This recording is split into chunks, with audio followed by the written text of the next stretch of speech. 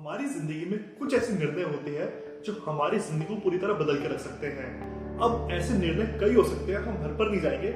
हम आज बात करेंगे उस निर्णय की जो हमारे चैनल से जुड़ी हुई है, यानी घर लेने का निर्णय। अब जब भी आप घर लेने का निर्णय करते हैं तो एक बात आपके माइंड में जरूर आती होगी कि भाई अंडर कंस्ट्रक्शन प्रॉपर्टी पर जाए या रेडी टू मूव इन। अब मोटा मोटा हम सबको पता है कि इनमें क्या फायदा है, क्या नुकसान है, फिर भी सही जानकारी के बिना सही डिसीजन लेना लगभग नामुमकिन होता है। तो इसलिए आज हम इस वीडियो में 8 ऐसे बिंदुओं पर चर्चा करेंगे जिनके हिसाब से आपको ये देखना चाहिए कि भाई आपके लिए ready to move in property ठीक है या फिर अंडर कंस्ट्रक्शन। तो चलिए चलते हैं वीडियो की तरफ। तो सबसे पहले बात करते हैं सबसे ज्यादा जरूरी चीज की, वो है कीमत यानी cost. Ready to move in थोड़ी सी आपको महंगी पड़ेगी अंडर कंस्ट्रक्शन के मुकाबले, और ये फर्क छोटा मोटा नहीं होता, 20 से 30% के बीच का हो सकता है। एक एग्जांपल से बात करते हैं। अगर रेडी टू मूव इन आपको 2000 रुपए स्क्वायर फीट के हिसाब से पड़ रही है तो अंडर कंस्ट्रक्शन आपको 1500 रुपए स्क्वायर फीट के हिसाब से मिल सकती है। अब ऐसा क्यों होता है, उसके दो लॉजिक है, उनको ध्यान से समझिए। पहला तो ये कि जब प्रॉपर्टी एक बार रेडी हो गई उसके बाद उसको लोग देखने आने लगते हैं, जिस वजह से डिमांड उसके ऊपर चली जाती है। ऐसे में बिल्डर ज्यादा मोल भाव नहीं करते, यानी ज्यादा नेगोशिएट करना पसंद नहीं करते। दूसरा कारण होता है कि अगर आप अंडर कंस्ट्रक्शन प्रॉपर्टी में पैसा लगा रहे हैं तो बिल्डर को यह लगता है कि आपका पैसा यूज करके वो बिल्डिंग आगे बढ़ा लेगा, इससे उसका पैसा नहीं फंसेगा और वो अपना पैसा और कहीं लगा सकता है। ऐसे में वो थोड़ा सा नेगोशिएट करने को तैयार हो जाता है और आपको प्रॉपर्टी थोड़ी सी सस्ती पड़ जाती है। अब बात करते हैं रिस्क की, यानी किस प्रॉपर्टी में कितना जोखिम होता है। Ready to move in property में ना के बराबर रिस्क होता है, क्योंकि चीज बनके तैयार है, सामने है, जैसी दिखेगी वैसी बिकेगी।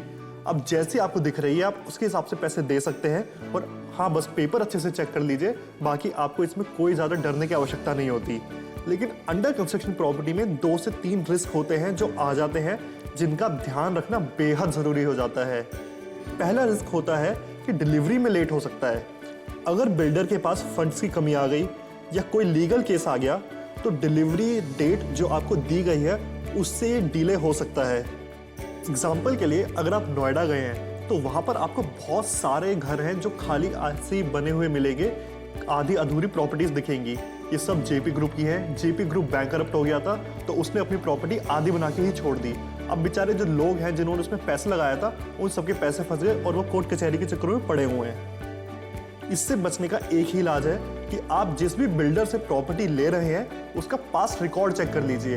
ये 100% आपकी गारंटी तो नहीं देगा कि रिस्क आपको पूरी तरह खत्म हो गया है, लेकिन हाँ रिस्क को कम जरूर कर देगा, क्योंकि जिस बिल्डर ने पहले टाइम टू टाइम पोजेशन दिया है वो अपनी ब्रांड और इमेज का ध्यान रखता है और वो टाइम टू टाइम ही पोजेशन देता है। दूसरा रिस्क आता है लेआउट चेंज का। अंडर कंस्ट्रक्शन प्रॉपर्टी पेपर्स में बने हुए मैप, डिजाइन और इंटीरियर्स के भरोसे बिकती है। आपने एक बार नक्शा देखा, उस पर भरोसा करके प्रॉपर्टी ले लेते हैं, लेकिन कई बार क्या होता है जब प्रॉपर्टी बननी स्टार्ट होती है उस दौरान बिल्डर हल्के फुल्के कुछ चेंजेस कर देते हैं जो आपको पता नहीं चलते।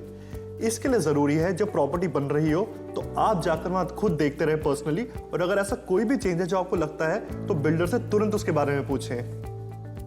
अब बात करते हैं रेट ऑफ रिटर्न्स की, यानी कौन सी प्रॉपर्टी ज्यादा मुनाफा देकर जाएगी आपको। देखो, बिजनेस का एक सिंपल सा नियम है, जिस चीज में रिस्क यानी जोखिम ज्यादा होगा वहां पर रिटर्न भी ज्यादा होगा। अंडर कंस्ट्रक्शन प्रॉपर्टी में ज्यादा रिस्क होता है, जो हम पहले डिस्कस कर चुके हैं, इसलिए वहां पर फायदा भी ज्यादा होता है। जैसे ही घर बन के तैयार होता है उसकी कीमत 20 से 30% उछल जाती है। तो अगर आपने अंडर कंस्ट्रक्शन प्रॉपर्टी बुक करवाई है तो जैसे ही वो तैयार हुई आप चाहें तो उसको तभी बेच सकते हैं 20 से 30% अपना प्रॉफिट निकाल कर। अगर आप उसको तब नहीं बेचना चाहें तो समय के साथ उसकी कीमत धीरे धीरे बढ़ती रहेगी और आप चाहे तो उसको बाद में बेच सकते हैं। लेकिन ready to move in property में ऐसा कुछ नहीं होता। आप जब उसको लेते हैं आप उसको जाहिर सी बात है मार्केट रेट पर ही लेते होंगे।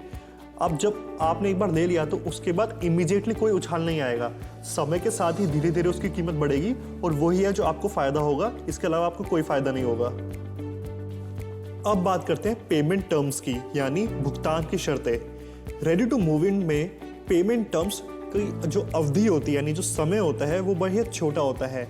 अक्सर आपको 2 से 3 महीनों में सारी पेमेंट कर देनी होती है। कई बार ये शर्तें 2 से 3 हफ्तों में सिमट जाती है, यानी 2 से 3 हफ्तों में आपको सारी पेमेंट कर देनी होती है। ऐसे में ज़रूरी है कि आपके पास पैसा उपलब्ध हो या फिर अगर आप लोन करवा रहे हैं तो लोन आपके पास इमीडिएटली आ जाए। अंडर कंस्ट्रक्शन प्रॉपर्टी में यहाँ थोड़ी राहत मिल जाती है आपको, क्योंकि वहाँ पर जो पेमेंट टर्म्स की अवधि है वो बहुत लंबी होती है। अगर किसी प्रॉपर्टी को बनने में 2 साल लग रहे हैं तो आप 2 साल में धीरे धीरे कर पैसा चुका सकते हैं छोटी छोटी इंस्टॉलमेंट्स में। इससे आप पर एकदम से बोझ नहीं आता और काफ़ी लोगों के लिए काफ़ी आसान रहता है। अब बात करते हैं ऑप्शंस की, यानी किस प्रॉपर्टी में कितने विकल्प मौजूद होते हैं। रेडी टू मूव इन ज़्यादा समय तक मार्केट में नहीं टिकती, वो बनने के बाद 2 से 3 महीने में निकल जाती है। बिल्डर भी वहाँ से अपना हाथ धोकर निकलना चाहते हैं तो ज़्यादा समय तक उस प्रॉपर्टी को अपने पास नहीं रख सकते। इस वजह से आपके पास ऑप्शन कम होते हैं ऐसी प्रॉपर्टी के जो रेडी टू मूव इन है। और इसके मुकाबले अगर आप अंडर कंस्ट्रक्शन की बात करें तो वहाँ आपको ऑप्शंस बहुत सारे मिल जाएंगे। अगर रेडी टू मूव इन आपको 5 मिल रही हैं एक जगह पर, तो वहाँ अंडर कंस्ट्रक्शन शायद आपको 15 से 20 भी मिल जाएंगी। और अगर आपकी कोई खास प्रेफरेंस है, जैसे आपको पार्क फेसिंग चाहिए, ईस्ट फेसिंग चाहिए, टॉप फ्लोर पर चाहिए, नीचे वाले फ्लोर पर चाहिए, तो अंडर कंस्ट्रक्शन में वो भी आपके लिए आसान होता है ढूंढना रेडी टू मूव इन के मुकाबले। इसका एक छोटा सा लॉजिक समझाता हूँ। जैसे जैसे प्रोजेक्ट अपनी कंप्लीशन की तरफ बढ़ता है, यानी वो खत्म होने की तरफ बढ़ता है, वैसे वैसे उसकी डिमांड ऊपर जाती है, वैसे वैसे ज़्यादा लोग उसको खरीदने आने लगते हैं। ऐसे में ऑप्शंस खत्म होने लगते हैं। तो अगर आप बाकी लोगों से पहले वहाँ पहुँच जाए, यानी अंडर कंस्ट्रक्शन में ही वहाँ पहुँच जाए, तो जाहिर सी बात है आपको ऑप्शन ज़्यादा देखने को मिल जाएंगे। अब बात करते हैं बदलावों की, यानी आप किस तरह की मॉडिफिकेशंस करवा सकते हैं किस प्रॉपर्टी में। Ready to move in property में आप ज़्यादा बदलाव नहीं करवा सकते। जिस तरह का फर्श का डिज़ाइन, पेंट, अलमारी बिल्डर ने आपको दे दिया है, वैसे ही आपको लेना भी पड़ेगा। अगर कुछ छोटे मोटे बदलाव आप करवाना भी चाहते हैं तो इसके लिए आपको ऊपर से खर्चा करना पड़ेगा अपनी जेब से, और ज़्यादा तोड़ फोड़ तो बिल्कुल नहीं कर सकते। लेकिन अंडर कंस्ट्रक्शन प्रॉपर्टी में यहाँ आपको फ़ायदा हो जाता है। अगर आपको कुछ बदलाव करवाने हैं जो थोड़े बड़े भी हैं, तो बिल्डर से बात कर आप ये सब कर सकते हैं और उसमें कोई ज़्यादा समस्या भी नहीं आएगी, ज़्यादा खर्चा भी नहीं आएगा। अब बात करते हैं डिलीवरी की। Ready to move in property को तब बोला जाता है जब पेंट का काम और लकड़ी का काम खत्म हो गया हो और उसके बाद कुछ हल्का फुल्का काम ही बचा हो। ऐसे में आपको पोजेशन 15 से 20 दिनों में मिल सकता है। लेकिन अंडर कंस्ट्रक्शन प्रॉपर्टी में ये अवधि बेहद लंबी होती है। यहाँ आपको 2 से 3 साल भी लग सकते हैं, और अगर बीच में कोई लीगल केस आ गया तो ये समय और ज़्यादा खिंच सकता है। अब बात करते हैं टैक्स बेनिफिट की। अगर आपने होम लोन लिया है और ready to move in property ले रहे हो तो आपको इमीडिएट यानी तुरंत फ़ायदा मिलना शुरू होगा सेक्शन 80C और सेक्शन 24 के तहत। सेक्शन 80C के अंदर प्रिंसिपल का रिबेट आपको मिलता है और सेक्शन 24 के अंदर इंटरेस्ट पर आपको रिबेट मिलता है।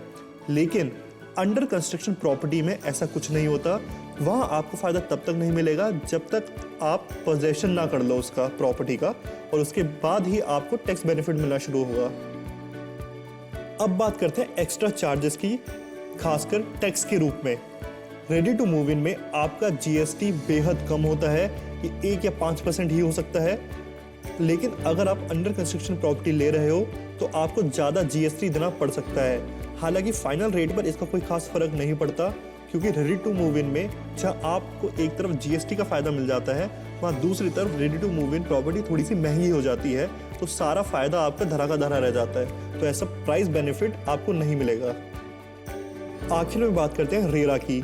रेरा का मतलब है रियल एस्टेट रेगुलेशन एक्ट। इस कानून के तहत बहुत सारे फ़ायदे मिलते हैं होम बायर्स को, और होम बिल्डर्स यानी प्रॉपर्टी बिल्डर्स को कई सारे नियमों का पालन करना पड़ता है। रेरा कानून बायर्स को फ्रॉड से बचाने के लिए लाया गया था। अगर बिल्डर कोई भी फ्रॉड करता है तो आप रेरा कानून का फ़ायदा ले सकते हैं। रेडी टू मूव इन में ये अप्लाई नहीं होता, लेकिन अंडर कंस्ट्रक्शन प्रॉपर्टी में रेरा अप्लाई होता है। इसलिए आपके साथ अगर कोई फ्रॉड होता है, बिल्डर कोई भी अपना मन की चलाने की कोशिश करता है, तो आप रेरा के तहत अपने अधिकारों का सुरक्षा कर सकते हैं। अब बात करते हैं कंक्लूजन की, यानी इतने सारे पॉइंट्स हमने देख लिए, आपको फाइनली क्या करना चाहिए। सबसे पहले आपको 2 चीज़ें करनी है। पहले देखिए कि आप कितनी अवधि में अपना घर लेना चाहते हैं। अगर आप थोड़ा रुक सकते हैं, बहुत बढ़िया, अंडर कंस्ट्रक्शन प्रॉपर्टी के साथ जाइए, आपको उसके साथ बहुत सारे फायदे मिलेंगे। अगर आप लेकिन नहीं रुक सकते तो ठीक है, आप रेडी टू मूव इन भी ले सकते हैं। दूसरा देखिए अपना बजट।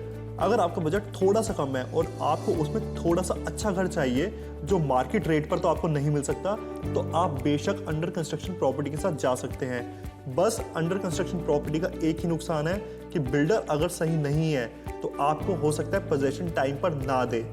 इसके लिए ज़रूरी है कि आप बिल्डर विश्वास वाला ढूंढें। देखिए बिल्डर ने कितने प्रोजेक्ट्स बनाए हैं, वो क्या टाइम पे डिलीवर करे हैं या नहीं।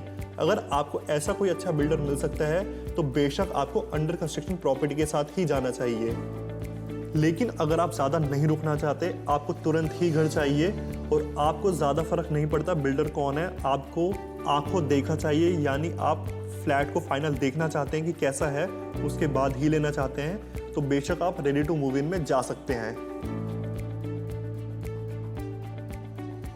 और मुझे उम्मीद है कि आपको समझ आ गया होगा कि रेडी टू मूव इन आपके लिए अच्छा है या अंडर कंस्ट्रक्शन, दोनों के क्या फायदे हैं, क्या नुकसान है और आपको क्या करना चाहिए। फिर भी ऐसा हो सकता है कि कुछ चीजें मुझसे छूट गई हो या आपके माइंड में अभी भी कोई कंफ्यूजन बची हो, तो प्लीज नीचे कमेंट करें, मैं उनका जवाब जरूर दूंगा। जाते जाते एक छोटा सा काम कर दीजिए, इसे सब्सक्राइब का बटन है वो दबाते जाइएगा। इस चैनल पर हम कंस्ट्रक्शन से रिलेटेड और प्रॉपर्टी की बाइंग एंड सेलिंग से रिलेटेड बातें करते रहते हैं, तो आपको इससे जरूर फायदा होगा। एक अच्छे घर के समझदार मालिक बने और देखते रहिए घर गुरुजी। धन्यवाद।